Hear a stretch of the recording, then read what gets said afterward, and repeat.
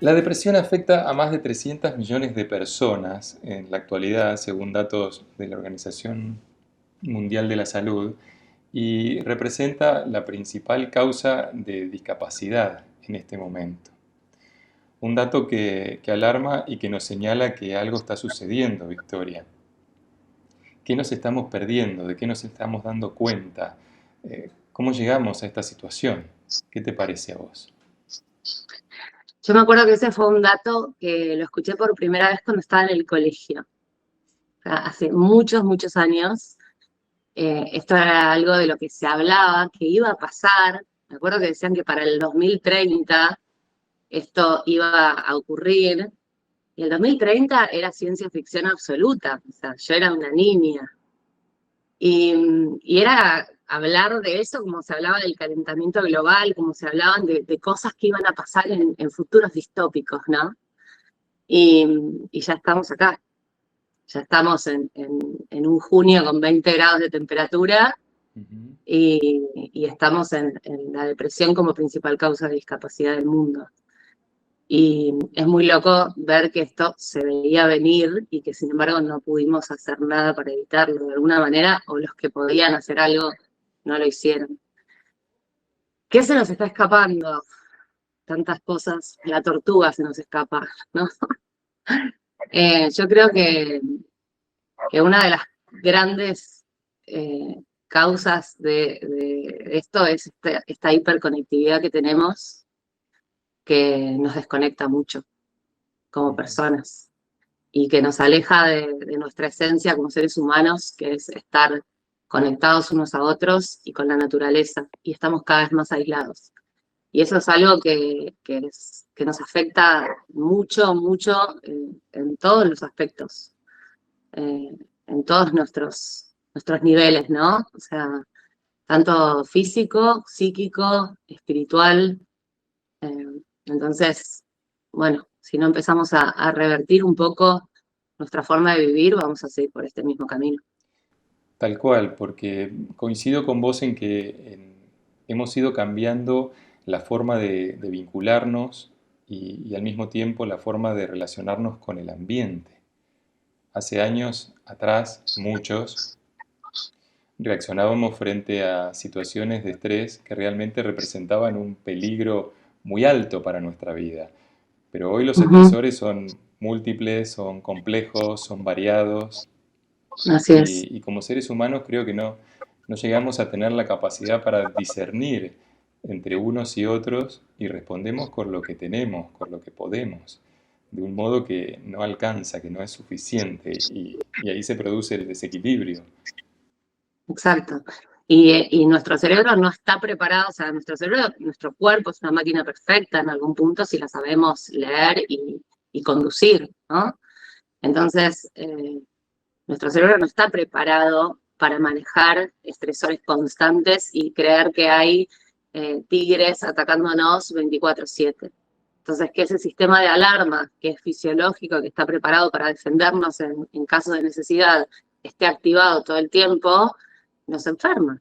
Es como que vos tengas un motor de auto acelerado constantemente, lo vas a romper, ¿no? Ujú. Entonces, es muy importante que aprendamos a regular ese sistema de alarma porque se agota.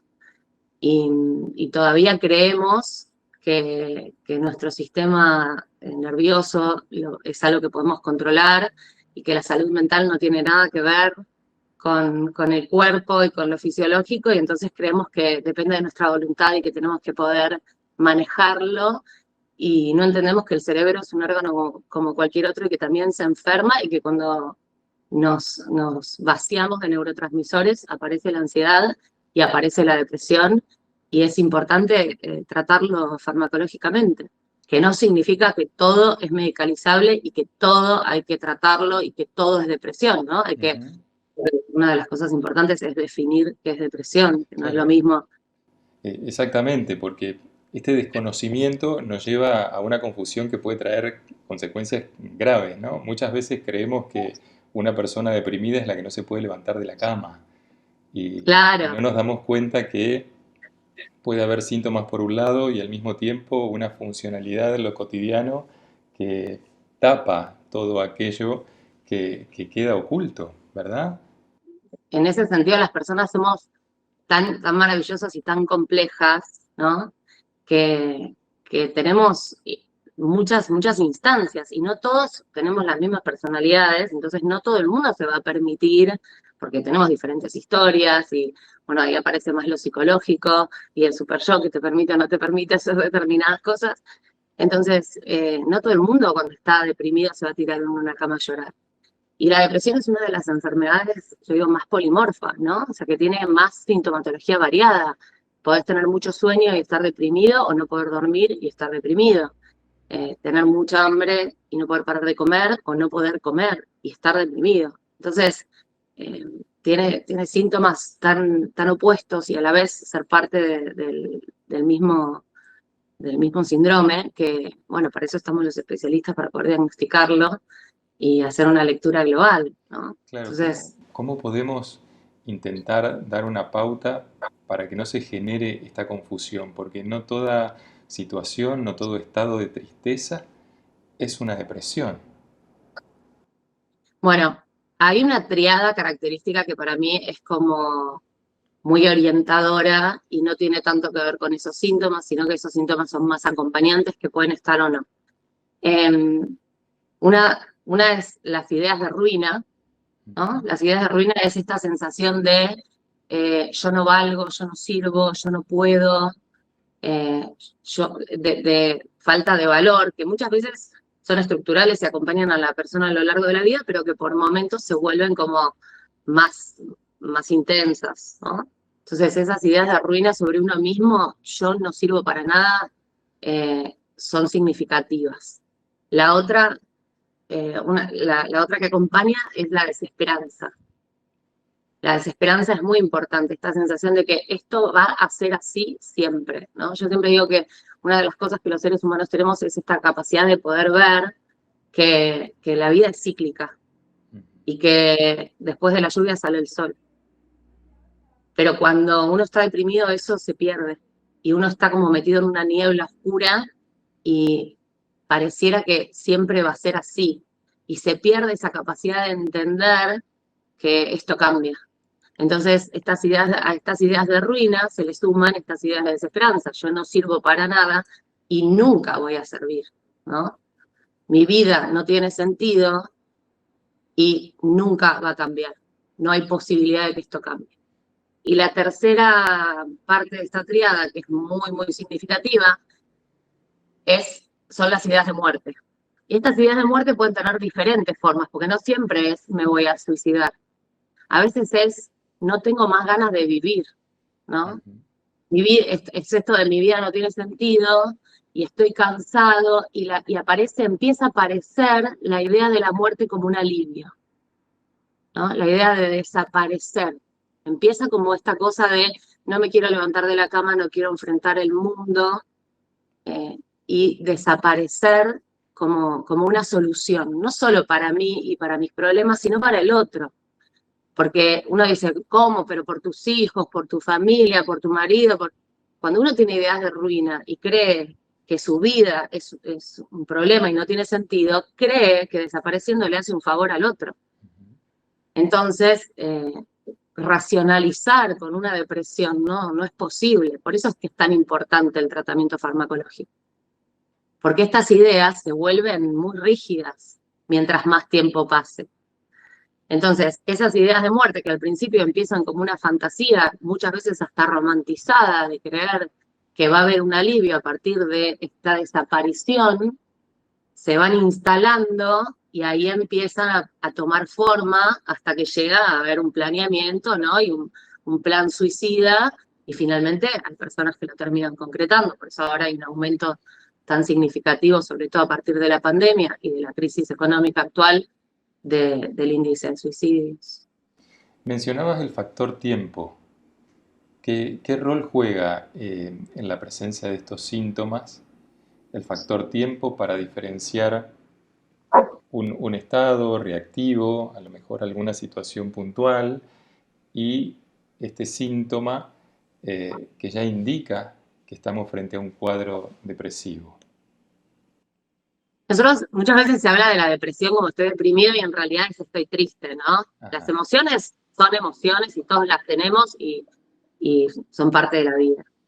Eh, Uno cree que para estar deprimido tiene que pasar mucho tiempo. En realidad hablamos de 15 días, que no es tanto tiempo. Si pasan 2 semanas y no lográs revertir ese estado de ánimo, ya por lo menos amerita una consulta. Yo siempre digo que si está la duda, no hay que tener duda. No cuesta nada sacársela, ¿no? O sea, consultar con un profesional y que sea ese profesional el que evalúa y determina si hace falta o no algún tipo de medicación para ayudar. Siempre es preferible. Yo digo, no es lo mismo frenar un auto que va a 10 kilómetros por hora que frenar un auto que va a 200, ¿no? El esfuerzo que va a hacer falta va a ser mucho menor.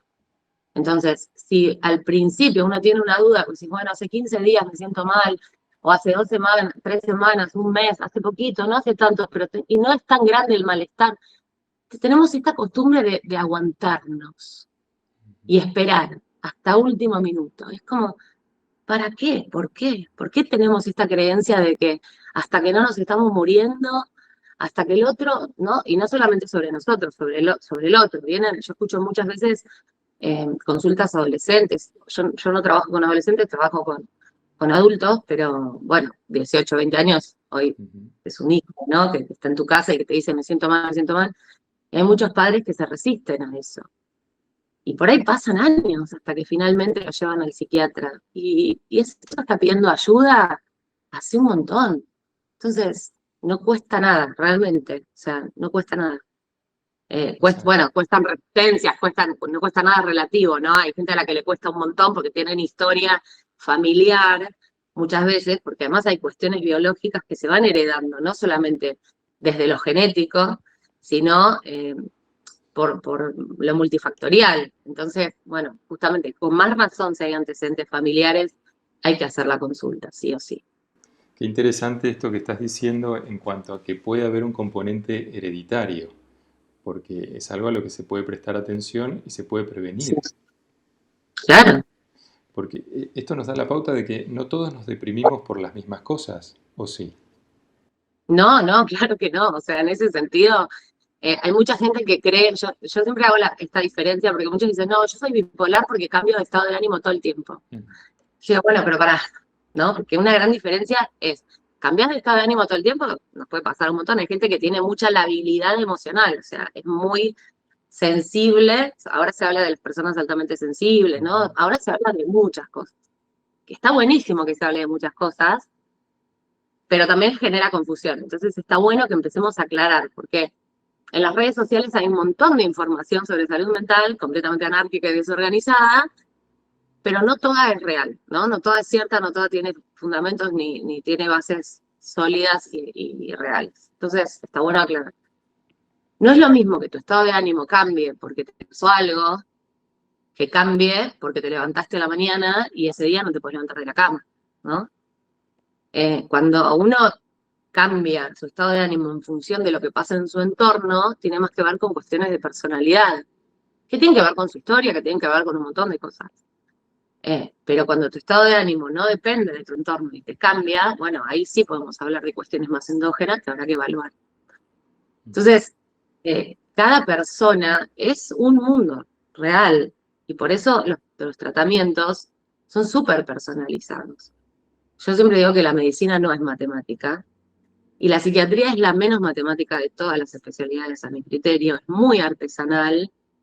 eh, y está bien que así sea, porque realmente cada cerebro es único y además le tenés que sumar las experiencias de vida de cada persona. Y cada una de esas experiencias va modificando su reacción al mundo y su reacción al tratamiento. Ujú. Pero sí se sabe que hay cuestiones genéticas y familiares que modifican también. Si un determinado fármaco funciona en una familia, es probable que siga funcionando en los otros miembros de esa familia. Existe lo que se llama farmacogenética, que nos permite Ujú. evaluar qué tipo de respuesta va a tener esa persona a los fármacos. Nosotros acá en Argentina estamos un poco lejos de ciertas cosas, eh, pero bueno, existen, ¿no? Eh, y cada uno, sí, es susceptible de reaccionar a diferentes cuestiones. Victoria, Absolutamente. es posible de conocer más allá de la sintomatología dentro de la historia familiar? Si no se conocen los antecedentes familiares, si no se tiene registro porque quizás la persona no conoce su historia, ¿se puede estudiar de algún modo? ¿Hay algún análisis, algún estudio eh, químico? Genético, o sea, bueno, de laboratorio, Ujú. para saber que si está deprimido. Sí, que se está deprimido o que se puede llegar a estar. Sí, sí, hay laboratorios, hoy por hoy hacemos dosaje de neurotransmisores en sangre. Eh, Igual yo sigo teniendo la premisa antigua de que la clínica es soberana, Ujú. ¿no? O sea, nosotros, o por lo menos yo, busco en el laboratorio confirmar lo que encuentro en la consulta y estudiar ciertas cosas, porque, por ejemplo, no sé, una de las cosas que yo soy sexóloga, además de psiquiatra, Ujú.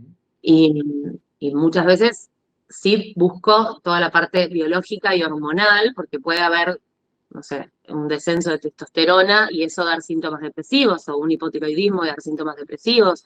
Entonces, busco toda la parte biológica para no comerme, ¿no? Un síndrome depresivo pensando Ujú. que hay una cuestión que tiene que ver con la serotonina y en realidad tenía que suplementarlo con otra cosa. Entonces, es muy importante no descuidar el cuerpo y hacer un análisis completo, tener una visión integral de la persona, por supuesto, pero la clínica es lo más importante. Vos hablabas hace un momento de este factor hereditario que nos predispone. Ahora, a partir de la reacción ante un evento, también podemos generar un estado depresivo y podemos modificar nuestro organismo. ¿Nos puede ser en sentido inverso? Como que, Sí, por supuesto. ajá. Yo siempre digo que la genética nos predispone o nos condiciona, pero no nos determina. Y eso me parece que es muy importante, porque si no la gente también carga con esta mochila de sus antecedentes personales y familiares y, y no está bueno. Siempre podemos hacer algo al respecto, porque lo que nosotros hagamos, más allá de los genes que llevemos, los activa o los desactiva. Entonces es muy importante lo que nosotros hacemos y las experiencias a las que estamos expuestos para que eso se desencadene o no se desencadene. Ujú. Y, y más allá de la predisposición que podamos tener, sí, las experiencias pueden generar, o sea, hay muchas situaciones de traumas que pueden favorecer, antes estaban, se consideraba que había situaciones, depresiones situacionales, ¿no? Depresiones reactivas. Eh, Hay que ver si uno hoy le diría que es una depresión reactiva o un duelo patológico, ¿no? Depende del nombre que le pongamos. O sea, habría que evaluar a qué situación, pero sí, hay gente que no tiene ningún tipo de antecedente, no tiene por qué tenerlo y no tiene que ver con eso y yo siempre digo que el cerebro es como una cuenta de banco, ¿viste? Ajá. Cada uno tiene diferente cantidad de plata. A vos te tocó tanto, a mí me tocó tanto, eh, y esa plata son los neurotransmisores y bueno, y lo que nos toca. Y nuestra salud mental va a depender de qué tan buenos administradores seamos. Y la terapia es una de las formas de aprender y de tener un acompañamiento para ser buenos administradores, pero también hay personas a las que les toca pagar cuentas muy grandes. Ujú. ¿Viste? Si te agarraste un cáncer, se te murió un hijo, tuviste un accidente, quedaste paralítico, o no sé, hay situaciones en la vida que son cuentas muy grandes para pagar. Entonces, más allá de si tenés una personalidad que paga cuentas propias y ajenas, que eso sería una forma de quedarte en rojo muy rápido, o una personalidad que no te paga una cuenta ni a patadas ninja, como dicen otros, ¿viste? Que se desresponsabilizan de todo y eso no te quedan en rojo nunca, sí, todo lo de alrededor, ¿viste? Eh, si vos sos un re buen administrador, pero te tocó pagar un montón de cuentas, yo tengo muchos pacientes que llegan a la consulta en ese estado, les pasaron cosas que vos se los escuchás y decís, ¿qué te puedo decir? Yo te voy a dar el crédito que necesitas, para poder volver a acomodar tu vida, y ese es el fármaco que te va a ayudar a restablecer tu situación económica, tu salud mental, porque no tiene que ver con lo que vos hiciste o dejaste de hacer, tiene que ver con lo que la vida te enfrentó, ¿no? Y eso es así, nos pasa. tal cual. Y cómo nos atraviesa también la cultura imperante en cada momento. Vos decías hace un ratito que se habla mucho más de salud mental, pero que al mismo tiempo hay mucha información desordenada que confunde. Y al Ujú. mismo tiempo que se está más habilitado a hablar de las emociones, eh, hay algo que todavía no está del todo expuesto, que es el hombre y la depresión. Si evaluamos estadísticas de suicidio, son altísimas las estadísticas que marcan que mayoritariamente se suicidan varones, ¿no? Y después de después de los 70 años, o sea, 65, 70, después de jubilarse, Mm. ¿no? Eh, te interrumpí, No, perdón. está bien, No, continuemos. yo digo, hay dos momentos en la vida muy significativos. Las mujeres se deprimen después de la menopausia y los hombres se deprimen después de la jubilación, ¿no? ¿Por qué? Porque tiene que ver, para mí, con esta cuestión de los mandatos. Por más que puedas o no puedas, o ya hayas tenido tus hijos, o pareciera que cuando ya dejas de menstruar, dejas de ser mujer y perdés tu función en el mundo Ujú. como mujer, y ahí hay como una gran desorientación tremenda para la mujer, y es un momento de crisis muy significativo. Y en el hombre aparece cuando deja de trabajar, pierde su sentido, o cuando lo echan del trabajo, que ese es Ujú. otro gran momento de depresión muy, muy grande. Y, y el hombre cuando deja de ser el proveedor que tiene este mandato, de ser el gran proveedor familiar, se deprimen mucho y es una situación de mucho riesgo porque tienen altos índices de suicidio, porque justamente no tuvieron ningún tipo de educación emocional para poder hablar de sus emociones, ¿no? No se permiten expresarlo y además tienen un juicio negativo muy grande por parte de su entorno si se tiran en la cama Ujú. y no salen. Entonces, sí, creo que es muy importante que el hombre empiece a trabajar un poco su emocionalidad y hablar de las cosas que les pasan, porque se habla mucho del patriarcado y el costo que tiene para la mujer, y se habla poco del costo que tiene para el hombre, que es altísimo respecto de la demanda de ocupar un cierto lugar y no poder ocupar otros, ¿no? Exacto. ¿Cómo podemos ayudar a una persona en esta franja etaria o en el transcurso de su vida, en el momento que se presente, que esté atravesando un momento difícil, un momento depresivo? Porque muchas veces se cree que la depresión tiene que ver con una elección, como si fuera un acto volitivo sentirse bien o mal y sobreponerse o no a lo que le está pasando, ¿no? Entonces, si es que detectamos algo, porque primero tenemos que poder detectar algo, eh, qué cosas tener en cuenta en principio y luego cómo podemos acompañar o ayudar. Bueno, con respecto a los hombres concretamente, yo creo que el control clínico, ¿no? Ir al médico Ujú. es muy importante. La mujer tiene mucho más trabajado esto de su control anual, sus análisis. El hombre no. Hay mucho tabú, mucho miedo, mucho todo al respecto de esto. Y la verdad es que hay muchas cuestiones físicas que pueden hacer que esto empeore, ¿no?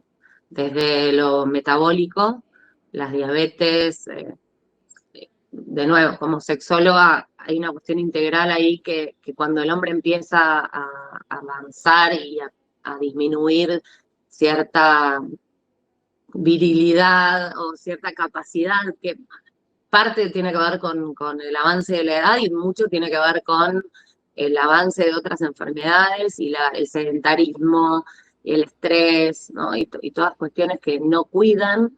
eh, y una creencia equivocada de cómo tienen que manejar esa sexualidad, eso también los lleva a deprimirse y a creer que su virilidad y su masculinidad está en riesgo. Ujú. Entonces, bueno, trabajar mucho esa conciencia de la importancia de saber cuál es su situación clínica y trabajarla y cuidarla. De nuevo, volver un poco a esto de tenemos que hacer actividad física. O sea, hemos perdido esa conciencia de la importancia de la actividad física para cuidar no solo nuestro cuerpo, sino nuestra salud mental. Es fundamental. O sea, no somos seres sedentarios. Somos animales que necesitamos movernos. Entonces pasamos demasiado tiempo sentados eh, y bueno, eso es muy importante revertirlo en todo sentido. O sea, es una de las cosas que yo trabajo mucho como indicación y que más le cuesta a mis pacientes seguir. A mí también me cuesta, ¿eh? O sea, me da culpa. Yo siempre lo digo, no lo digo de llena, lo digo con conocimiento de causa. Es muy difícil de hacer, pero es muy importante. Hay que hacer actividad física. Y hay que hacerse los controles clínicos para poder ajustar lo que se desajusta y revertirlo. Y después, como dice Odín Dupeirón, que lo amo, la terapia para mí es canasta básica, ¿no? O sea, la terapia es muy importante para ir acompañando todos esos procesos. Y hay mucha gente que dice, bueno, yo probé, no me gustó, y bueno, hay que cambiar de terapeuta si no te gusta. Y la terapia es como ir al gimnasio y pretender que el que hace la gimnasia sea el entrenador, ¿no? O sea, uno es el que tiene que entrenar. Entonces, la terapia no es pasiva, es activa. eh, y es importante el terapeuta en el sentido de que es quien te va marcando un poco por dónde, pero es activa. Y entonces uno tiene que ser activo. Esa es toda la actividad que uno puede hacer. Después lo volitivo no tiene mucho que ver Ujú. con lo que nos pasa, ¿no? O sea, uno puede tomar acción respecto de la búsqueda de ayuda y de orientación. Eh, Después lo que nos pasa es tan azaroso como controlar nuestra presión arterial, nuestra frecuencia cardíaca o el resto de las funciones biológicas que tenemos. Exacto, sin preguntártelo, fuiste dando los pilares para abordar esta enfermedad. Hablaste de la psicofarmacología, de la psicoterapia, de la actividad física. Eh, Podemos sumar también en esta visión integral la meditación, la Estaba por decir el alimentación, mindfulness ¿no? total, Eh, sí. pero a veces lo difícil es ese momento de inflexión, ¿no? Que es tan difícil en uno poder darse cuenta que está atravesando, no sé, un momento de lucha en plena oscuridad con un monstruo que no se sabe cuándo nos va a atacar, pero que como no lo podemos identificar, no sabemos qué nos pasa y hacia dónde tenemos que ir, y quizás nos cerramos más en lugar de abrirnos, ¿no? Eso cuando lo vivimos en primera persona eh, es difícil. Y también es difícil cuando tenemos a alguien cercano que está en esa situación y, y se cierra y no es permeable y no recepta absolutamente nada, producto de lo mismo que le está pasando, no porque no quiere, ¿no? Entonces, ¿cómo lograr artesanalmente, amorosamente, amablemente, ese quiebre, ¿no? Esa inflexión que haga levantar la mano, pedir ayuda, decir acá estoy, necesito algo? ¿Qué se te ocurre a vos desde tu experiencia? No hay una receta mágica, ¿verdad? No, es muy frustrante cuando pasa esto, ¿no?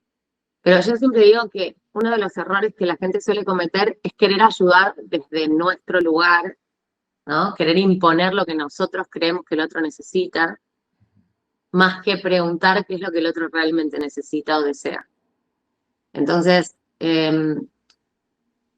cuando se dan este tipo de situaciones, una es entender que no somos, eh, ni siquiera en mi caso, ¿no? Siendo profesional o en el tuyo, siendo profesionales de la salud mental, podemos ayudar a la gente que nos rodea como profesionales de la salud mental. O sea, solamente podemos ayudarlos como no sé, hermano, amigo, primo, ¿no?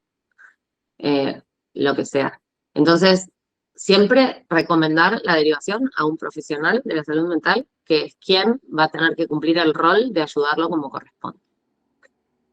Y como persona cercana, o sea, preguntar qué es lo que el otro necesita, simplemente.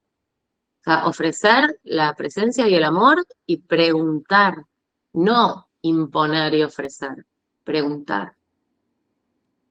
Y estar dispuesto a escuchar lo que el otro esté dispuesto a ofrecer. Y si es silencio, porque todavía no está en condiciones de decir nada, simplemente acompañar, que es un montón. Dejar de juzgar y de imponer nuestra propia mirada y acompañar ya es muchísimo para una persona que la está pasando mal. Porque le habilitamos la posibilidad de no tener que esconderse de nosotros y de poder apoyarse como necesite, no como nosotros creemos que debería necesitar, ¿no? Que es algo que suele pasar bastante. Exactamente. Habilitar la emoción, habilitar la variación de las emociones y ese estar con el otro. Así es.